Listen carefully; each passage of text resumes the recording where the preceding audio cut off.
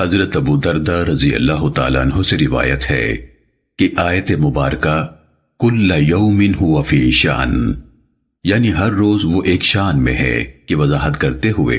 نبی صلی اللہ علیہ وسلم نے فرمایا یہ بھی اس کی شان ہے کہ وہ گناہ معاف کرتا ہے، پریشانی دور کرتا ہے، کسی قوم کو بلندیوں سے نوازتا ہے اور کسی کو پست کر دیتا ہے۔ سننے ابن ماجہ حدیث نمبر 202۔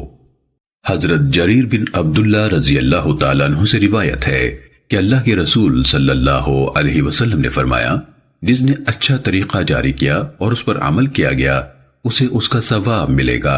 اور ان لوگوں کے ثواب کے برابر مزید ثواب ملے گا جو اس پر عمل کریں گے، ان بات والوں کے ثواب میں کوئی کمی نہیں ہوگی۔ اور جس شخص نے برا طریقہ ایجاد کیا پھر اس پر عمل کیا گیا اسے اس کا گناہ ہوگا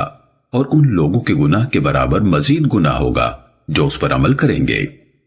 ان بات والوں کے گناہ میں بھی کوئی کمی نہیں ہوگی۔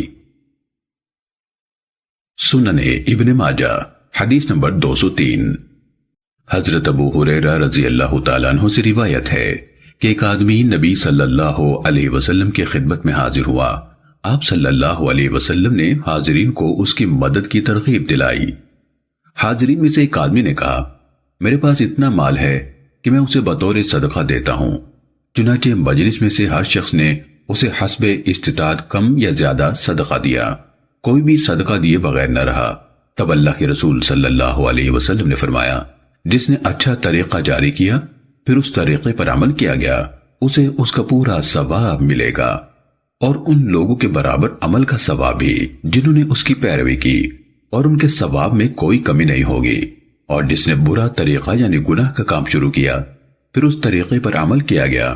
اسے اس کا پورا گناہ ہوگا اور ان لوگوں کے برابر عمل کا گناہ بھی جنہوں نے اس کی پیروی کی، البتہ ان کے گناہ میں کوئی کمی نہیں ہوگی۔